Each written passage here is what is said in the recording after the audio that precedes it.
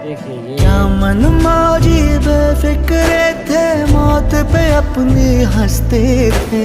दिल में वतन को रखने वाले सर पे कफन भी रखते थे। हम जो तिरंगा लहराएंगे, हिचकी बन के याद आएंगे। वो मिट्टी के बेटे जो वापस ना लौटे, जो वापस ना लौटे।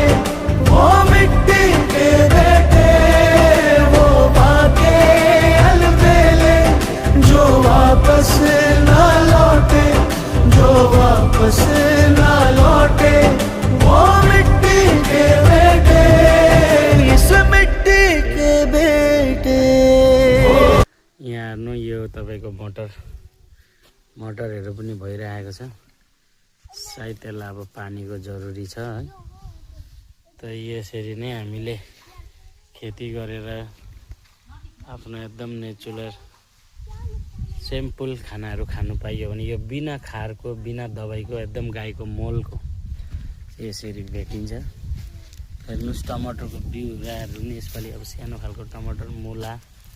मुला चाहिँ कम्ती उम्रेछ हो, बेसी छैन र पनि अचार सचार खानुमा त हुन्छ। यहाँ हेर्नु साग कति राम्रो मुलाको साग।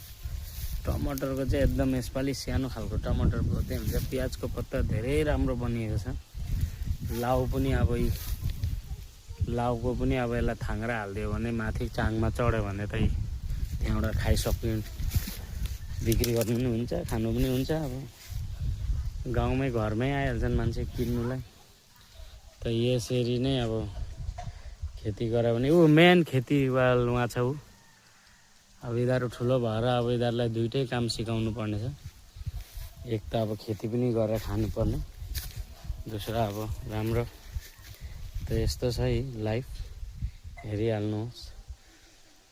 र यस्तै छ जिन्दगी। अब के गर्नु है, जिन्दगीमा यस्तोहरू देख्यो भने अलिकति मनमा खुसी हुन्छ। अब हेर्नु यो धनियाँ अब एकदम देसी धनियाँ एकदम गनाउँछ, कस्तै मक मक मक मक मक मक गनाउँछ। यत्तिकै पनि खानु सकिन्छ। कस्तो दामी छ। त्यही र म हजुरहरूलाई भन्न चाहन्छु, समय र टाइम मिल्दा